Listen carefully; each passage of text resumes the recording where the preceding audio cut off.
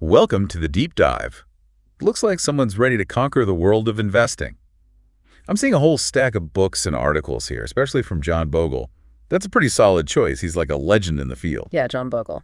Definitely a pioneer. So, ready to get to the heart of smart investing?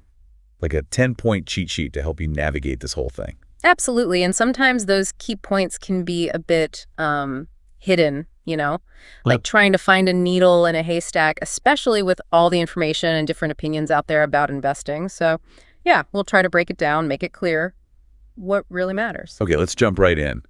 One thing that really struck me was Bogle's Gottschalk's family analogy in the little book of Common Sense Investing. It's so simple, but so smart, how he shows a trap that so many investors fall into, Yeah, it's crazy how we can overcomplicate investing. Right.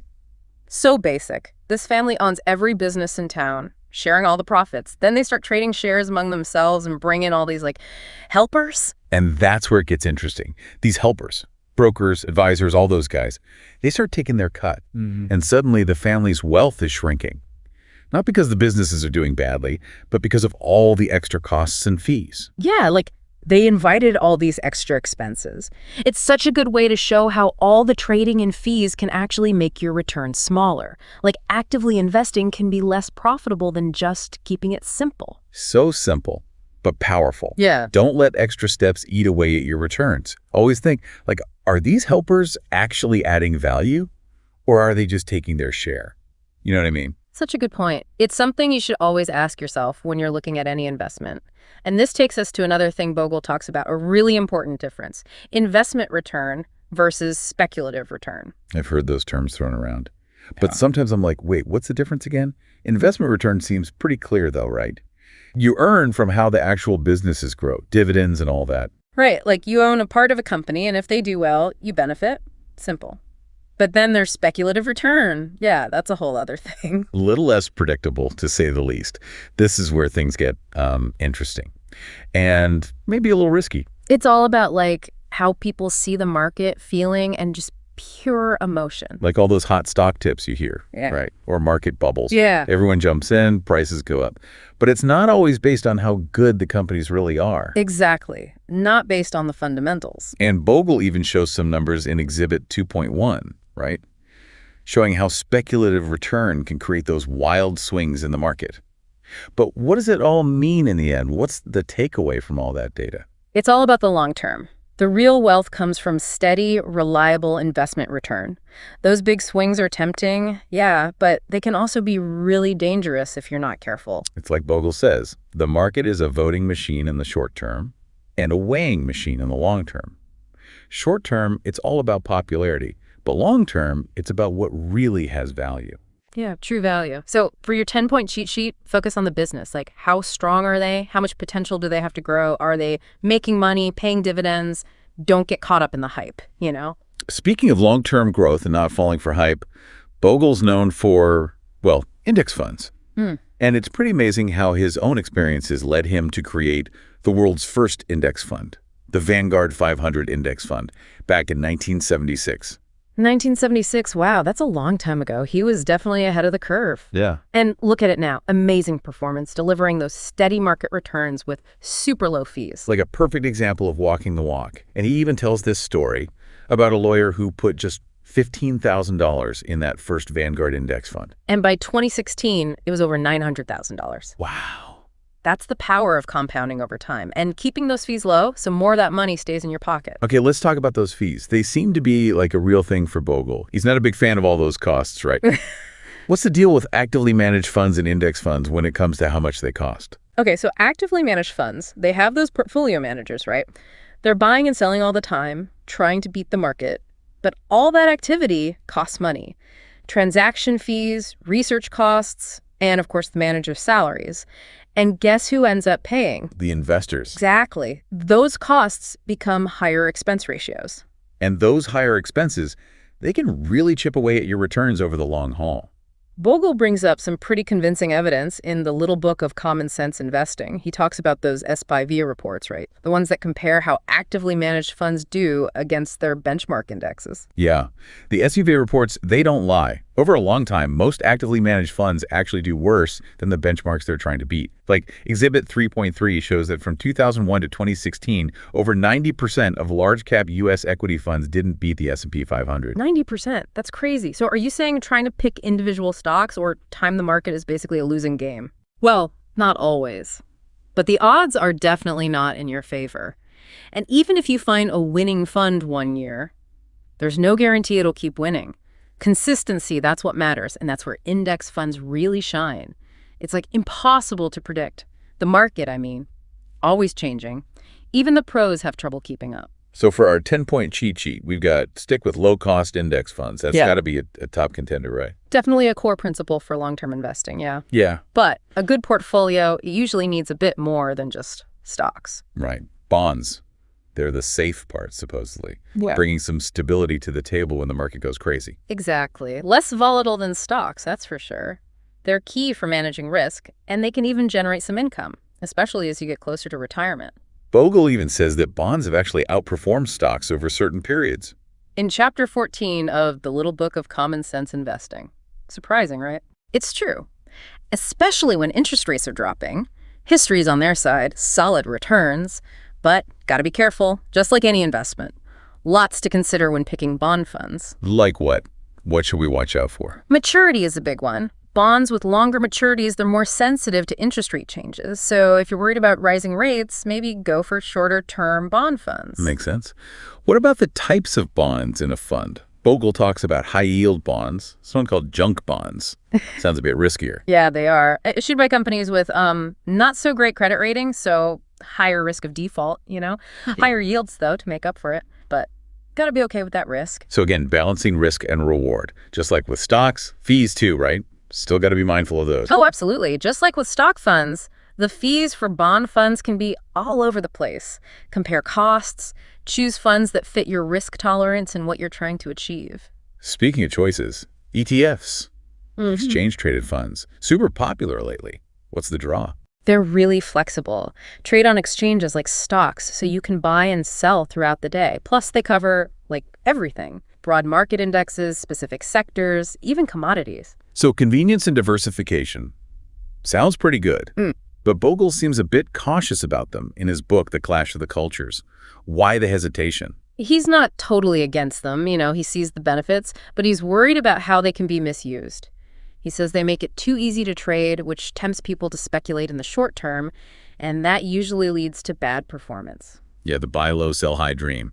So tempting, but so hard to actually pull off. Right. And he also doesn't love all those smart beta ETFs, the ones that claim they can beat the market with their fancy algorithms and stuff. They do sound pretty sophisticated, but maybe not all they're cracked up to be. That's what Bogle thinks. He says they often end up holding a lot of the same stocks as regular index funds, but charge more in fees. He calls them expensive closet index funds. So once again, complexity in marketing, hiding potential problems. People really got to do their research. Look past the fancy names and marketing. See what they're really holding. Check the fees. Look at their long-term track record before you jump into any ETF. So another point for our cheat sheet. Be wary of short-term trading and the hype of smart beta ETFs. For sure. Okay, so now you've got a good idea of the different types of investments out there. The next big question is, how do you split up your money? Asset allocation. Stocks versus bonds. What's the right balance? $1 million question. And the answer, as always, it depends.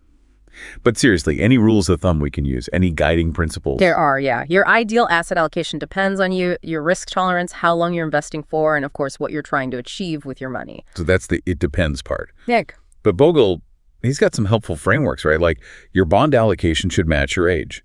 Older you are, more bonds you need for stability. That's a classic one, but not always the best approach. Bogle actually changed his mind about this, even created some new funds to address how things were changing for investors. Okay, now I'm really curious. What were these new funds? And what made Bogle change his thinking? So in 1994, Vanguard launched life strategy funds. They offered different mixes of stocks and bonds to match different risk profiles. You could go 80% stocks, 60%, all the way down to 20%. He realized that a fixed allocation just wasn't right for everyone. So recognizing that things change, people's needs, risk tolerance, all that. What else was new about these funds? He also added international stocks and bonds to the mix. Global markets, he saw they were becoming more and more important, kind of a shift from his earlier focus on just U.S. markets. So an evolution in his thinking, more open to global diversification. We haven't even talked much about that yet. Yeah, that's a whole other conversation. And building on this idea of mashing investments to different life stages, we see the rise of target date funds, TDFs. Yeah. TDFs. They're everywhere these days, especially for retirement planning. They automatically adjust your asset allocation as you get closer to retirement. More conservative over time. Like having a financial autopilot. But even with these set it and forget it options, Bogle still says due diligence is key. Right. He's always saying, look under the hood. Don't just trust the name. Understand what's in it, the fees, the strategy. Exactly. And with TDFs, he's especially cautious about the actively managed ones. Higher expenses than the index fund-based ones. There it is again. Costs matter. Even with something like TDFs, got to keep an eye on those fees. Absolutely. And when we're talking retirement planning, Bogle reminds us not to forget about, well, Social Security. It can be a big part of your retirement income. Right. It's often seen as like a safety net, but it can actually be a pretty valuable asset in retirement. How does Bogle suggest we think about it? He's got this kind of unique way of looking at it. Think of Social Security like a bond, he says. Steady income, right? So you might not need to be so super conservative with your other investments. Makes sense. If you've got that guaranteed income, you might be able to put more into stocks for growth without taking on too much risk. Exactly. Optimize that portfolio for the long haul. You know, it's interesting. This keeps coming up in Bogle's work, like a broken record, but in a good way. Fees, fees, fees. He's always talking about how much those fees matter. Yeah, people don't realize they seem small, but over time, big impact. He even gives this example in the little book of common sense investing, right? A low-cost portfolio can actually do better than a higher risk, higher cost one over the same period, even with less money in stocks. Tyranny of compounding costs, he calls it. Those fees just eat away at your gains year after year. So it's not just about chasing the highest returns. It's about keeping more of what you earn, which brings us back to index funds, I guess. Low costs, let that compounding do its thing. Right on. And when it comes to retirement planning, Bogle's got a really helpful breakdown of all the different options. 401k, traditional IRAs, Roth IRAs. He explains it all, like which one might be best for you, the tax stuff, how much you can contribute. He even goes into Roth IRAs. You put in money that's already been taxed, but then when you take it out in retirement, it's tax-free. Yeah, it's like pay taxes now, enjoy tax-free income later. Trade-offs, trade-offs. Yeah. He even talks about converting an existing IRA to a Roth, but that's a whole other thing. Probably need some expert advice for that one. Definitely. Lots of tax implications to consider. So we've talked about accumulating wealth, but as we get closer to retirement, it's all about generating income, right? Making sure your savings last. Exactly. Bogle's got this total return approach, using dividends and some regular withdrawals to create a steady stream of income each month. Like building your own personal pension plan. He even mentions that rule of thumb, the 4% withdrawal rate, taking out 4% of your starting retirement savings each year and adjusting for inflation. It's a good guideline, yeah. But like he always says, no guarantees. Retirement planning, it's tricky. Lots of moving parts. Best to talk to a financial advisor. Get a plan that really fits your situation. So much to think about. But before we wrap up, let's try to boil all this Bogle wisdom down to that 10-point cheat sheet we talked about. What are the key takeaways here? Okay, here's what I've got. From our deep dive into Bogle's world, keep investing simple. Avoid unnecessary costs and complexity. Gottschalk's family, remember? Stick to the basics. Focus on the long term. Don't get caught up in the day-to-day market noise or those crazy speculative bubbles. Invest for slow and steady growth. Embrace low-cost index funds. They give you exposure to the whole market, keep those fees down, and deliver solid market returns consistently. Be wary of active management. Most of them can't even beat their benchmark indexes because of all those extra costs. Diversify, diversify, diversify. Spread that risk around.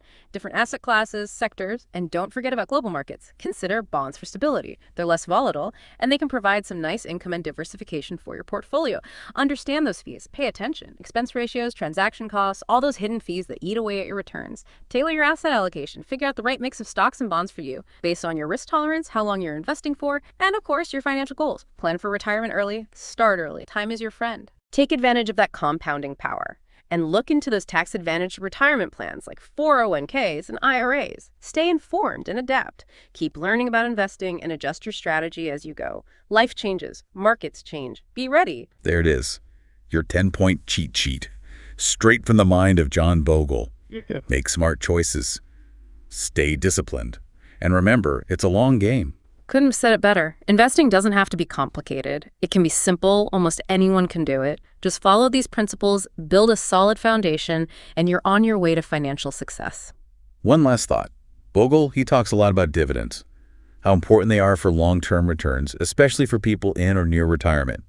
So keep that in mind as you continue your investing journey. Think about how a focus on those dividend-paying stocks, maybe within an index fund strategy, could really boost your portfolio and provide that steady income stream you might need later on. Happy investing, everyone.